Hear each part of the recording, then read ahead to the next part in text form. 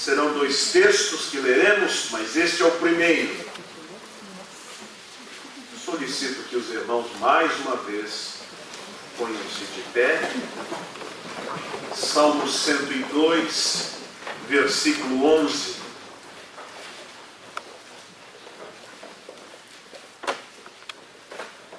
Como a sombra que declina, assim os meus dias, e eu me vou secando como a relva. O segundo texto, João capítulo 11, verso 25.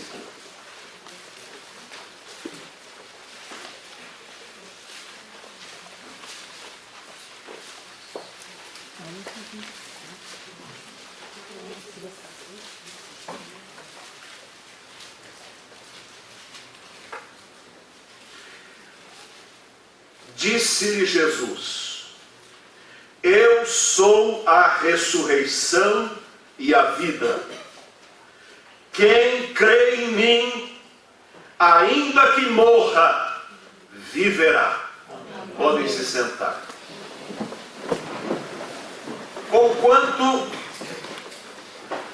nós tudo façamos para prolongar a nossa vida, algo é líquido e certo: a nossa vida é muito breve, é muito temporária. O nosso tempo de vida, como diz a palavra de Deus, se resume a 70 anos, quando muito a 80, e disto não se dispensa a canseira e o enfado.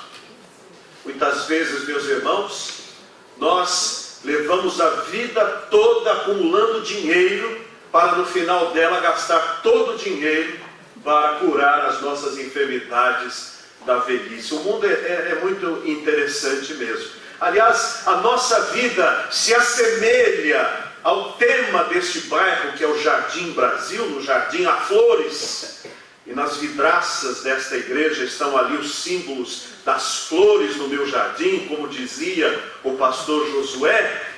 E nós todos aqui vivemos mais ou menos as mesmas fases da planta, porque nós temos o alvorecer da vida quando nascemos.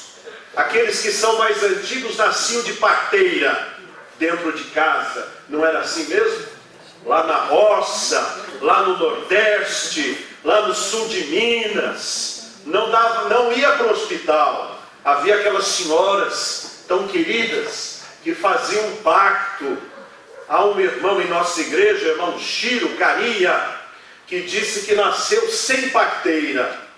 A família toda foi trabalhar na roça, e a esposa, a mãe dele estava grávida. Quando voltaram, o Chiro já estava de banho tomado, de cordão cortado, porque a mãe fizera sozinho tudo. Vejam que a força da japonesa que veio na imigração para o Brasil. E histórias destas devem se repetir por muitas vezes. Mas todos nós nascemos e fomos a alegria da casa. Todo mundo queria nos pegar no colo. Interessante que quando a gente cresce já não quer mais. Por exemplo, eu fica um pouco impróprio segurar-me, né? Aliás, no ano passado eu emagreci 94, irmãos. 94 gramas. Não foi o bastante para que alguém pudesse levar-me no colo. Mas eu já fui pequeno. Eu já fui um bebezinho. Eu, quando pequeno, era chamado de polaco, porque os meus cabelos eram todos loiros, puxando a descendência da minha mãe, dos italianos. E aí todos nós temos a história de quando chegamos em casa, todo mundo nos querendo bem, a mamãe sempre do nosso lado, trocando as nossas fraldas, dando de comer. É o início da vida. Todos nós temos o início, a festa, a alegria do nascimento, da primeira infância. Mas a vida vai passando mais rápido do que queríamos que passasse. Aliás, antes de completarmos os 18 anos para os rapazes e 15 anos para as moças, os rapazes e as moças querem que a vida ande bem depressa, que é para chegar aos 18 ou chegar aos 15. Depois que chega aos 18 dos rapazes e 15 das moças, querem que faça o milagre de parar de andar. Querem continuar devagarzinho. Mas a verdade é que nós crescemos, nos tornamos adolescentes, fomos à escola, aprendemos o beabá, crescemos no conhecimento, começamos a mexer o nosso corpo, a andar de bicicleta, a chutar bola. Começamos a descobrir as nossas aptidões. A vida foi crescendo, ainda é o alvorecer, até que nós nos descobrimos como jovens. O nosso corpo muda, a voz fica diferente, a nossa pelve ganha a cobertura de pelos e nós nos tornamos pessoas grandes. E ali começam os grandes desafios. O que vou fazer? O que vou estudar? Onde vou trabalhar? E descobrimos também no coração o desejo de perpetuar a nossa vida através da companhia de um cônjuge. E Deus dá a cada um de nós aquela história de encontrar a pessoa amada e começar uma vida a dois. Alguns não, alguns Deus tem um outro propósito, um outro plano.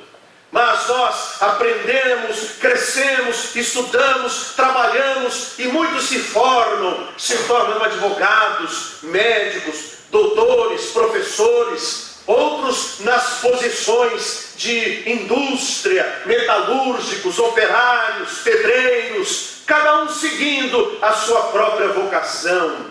E aí vem a procriação, o crescimento da família, vem os primeiros filhos, os primeiros desafios, os primeiros cabelos brancos, talvez os momentos de dizer adeus a pessoas que gostamos e que amamos, porque elas já cumpriram o seu tempo, e nós começamos a entender que mais da metade da nossa vida já foi, e que nós temos um encontro com a eternidade que está mais próximo do que estava quando nós nascemos ou quando chegamos à metade. É o momento do meio-dia para frente, quando já começamos a pensar: para onde eu irei?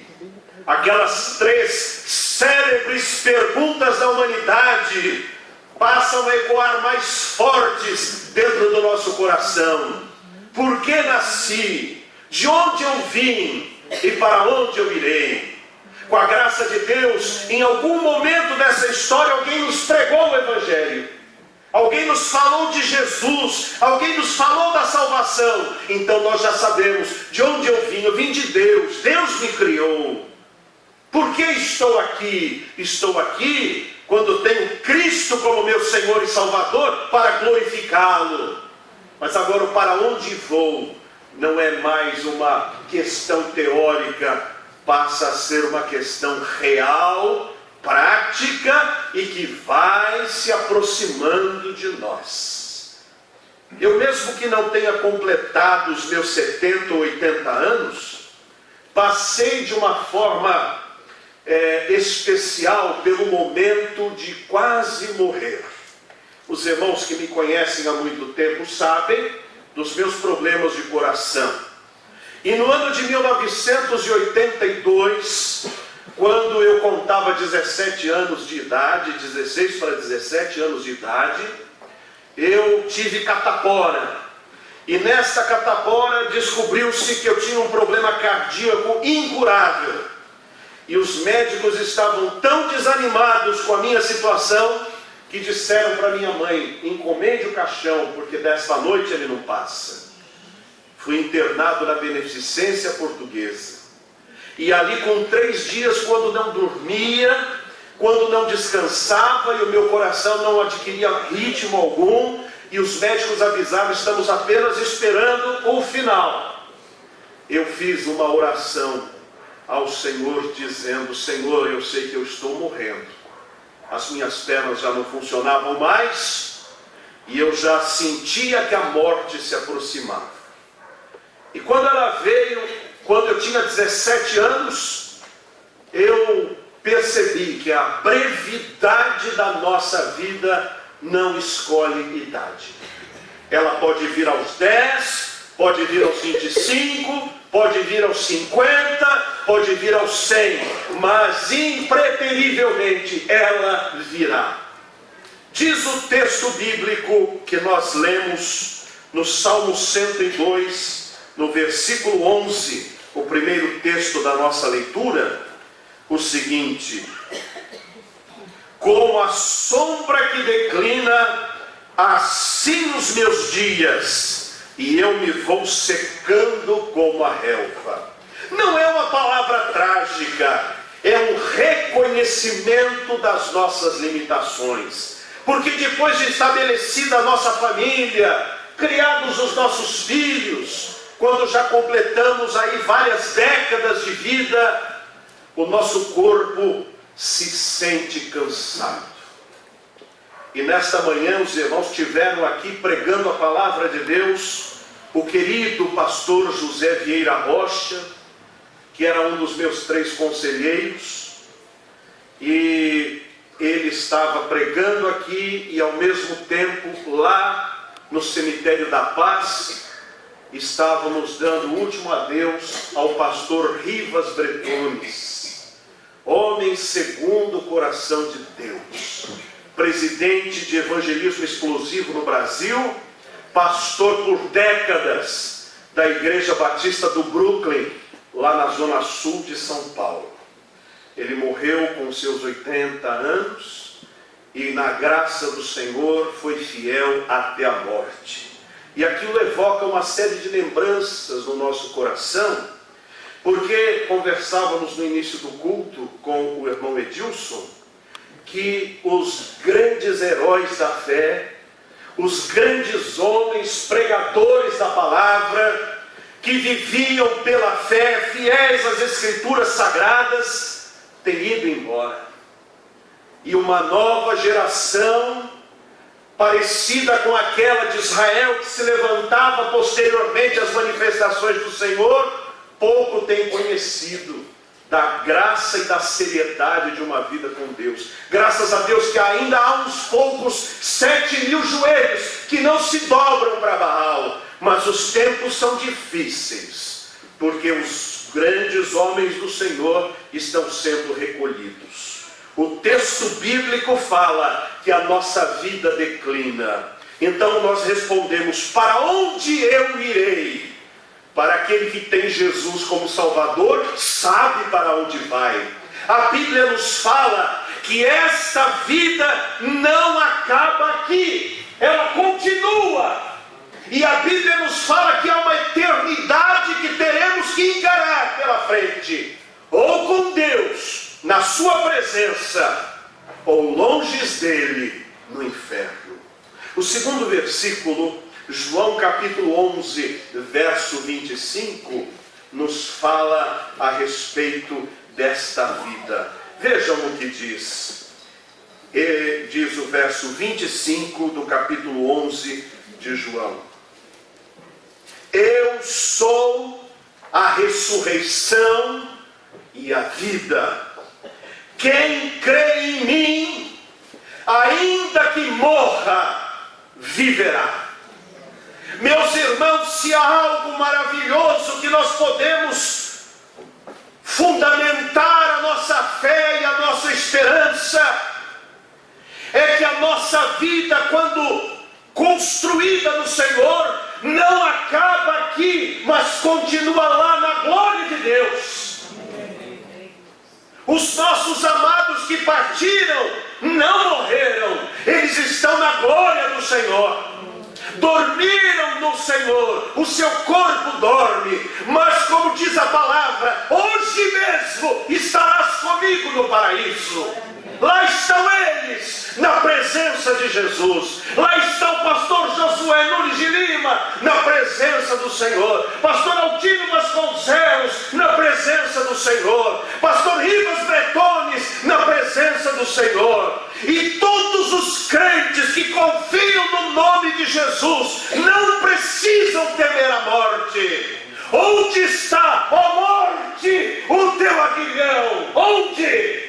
Porque o crente vence a morte pela sua fé no Senhor Jesus Cristo, naquele que ressuscitou, porque todas as pessoas morrem e a sepultura os abraça e de lá não saem, mas o nosso Salvador, ele morreu, a sepultura lhe abraçou e disse: eu te venci, Nazareno. Mas naquela manhã ensolarada e gloriosa, quando a morte pensava: venci o Nazareno, ele afastou os tentáculos da morte e disse: eu vivo, eu vivo. E a morte foi derrotada.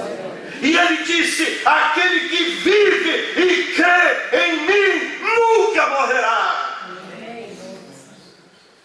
Podemos dormir no Senhor. Ora, mas graças a Deus, Deus não nos disse o dia da nossa morte. Alguns que estão aqui viverão bastante ainda. Outros talvez o Senhor recolha mais cedo.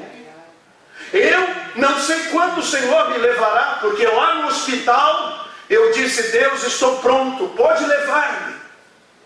No entanto, para terminar aquela minha oração, eu disse: mas se o Senhor não me levar, eu dedicarei a minha vida a pregar a tua palavra.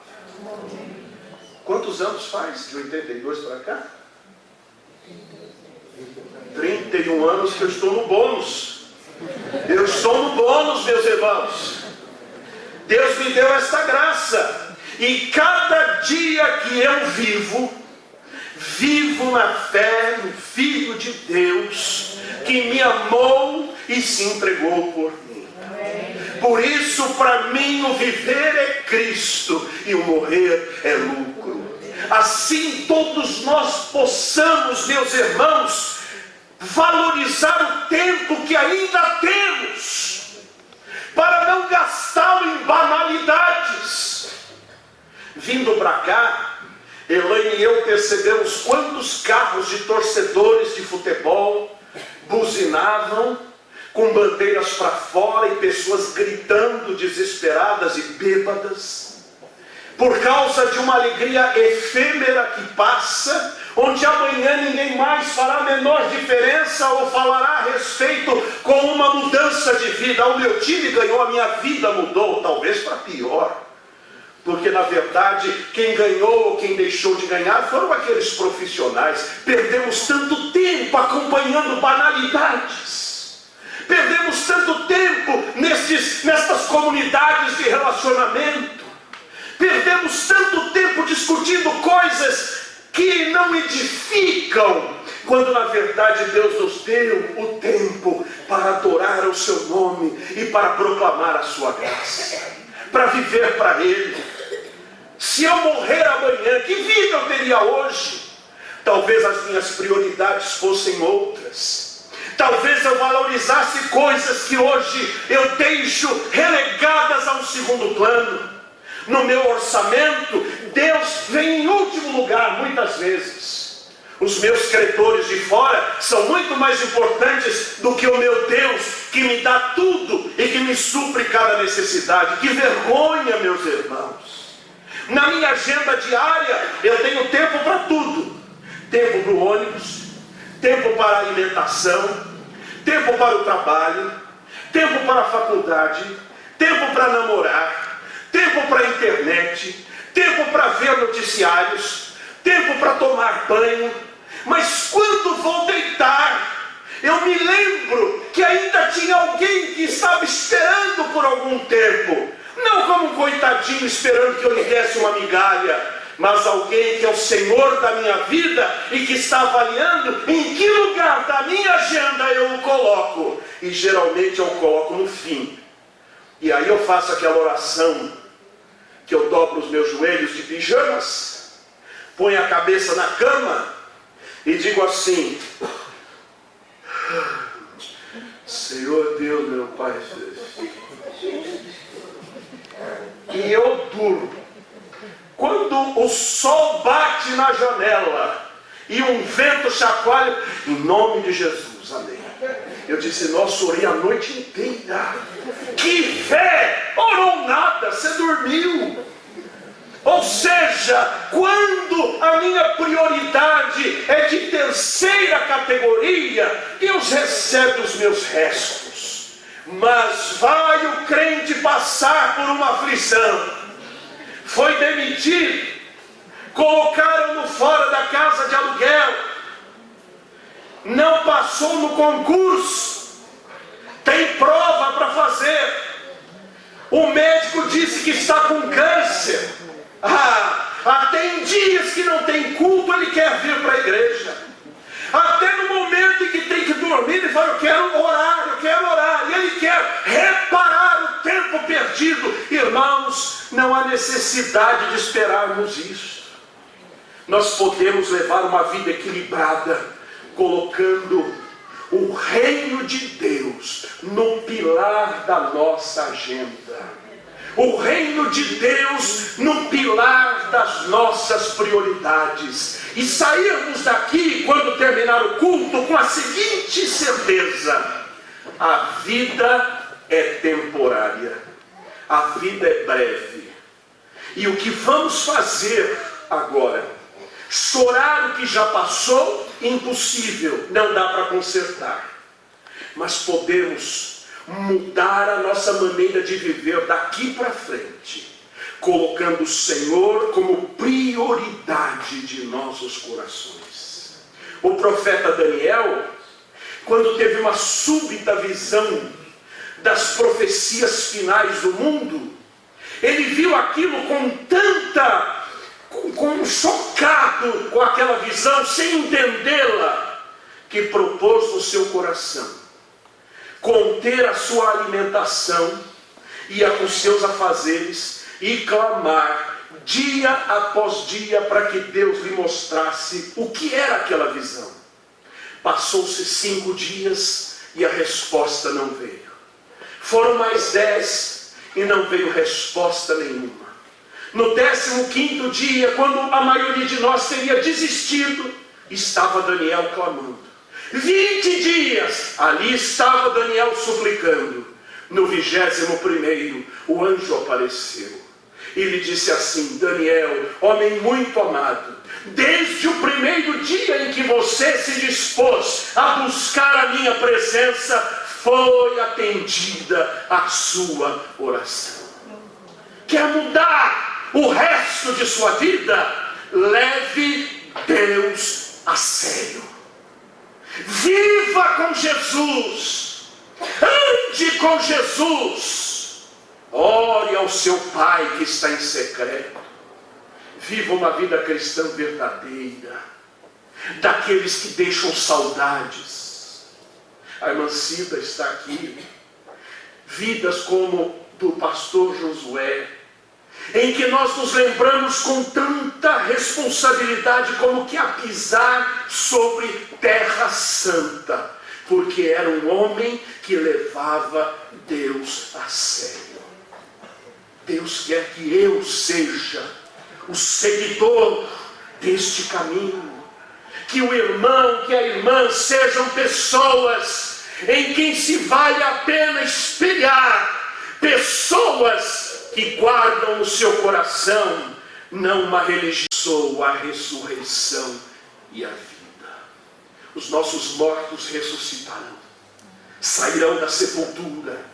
A morte, como não conteve Jesus, também não conterá aquele que crê que Jesus é o Filho do Deus vivo. Por isso, meus irmãos, nós somos imortais do Senhor. Vivamos uma vida de qualidade de imortais, porque nós cremos não num Deus qualquer, não num Senhor qualquer, mas nós cremos no Rei dos Reis, no Senhor dos Senhores, que nos chamou e escreveu o nosso nome no livro da vida.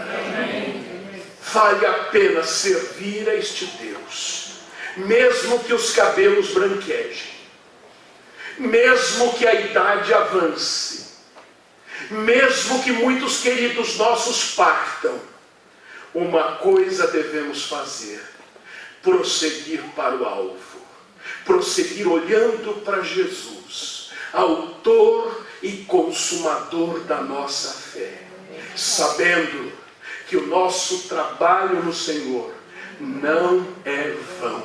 Ele está vendo, Ele está anotando, Ele está guardando e está nos aguardando um dia para nos abraçar e dizer: venha, bendito do meu Pai, para o reino que lhe está preparado desde a fundação do mundo. Oh, meus irmãos, que sejamos esse tipo de crentes que não vivem na brevidade da vida como uma vida qualquer, mas vivem a sua vida com a graça e são mais do que vencedores por meio daquele que nos amou, nosso Senhor Jesus Cristo. Amém. Amém.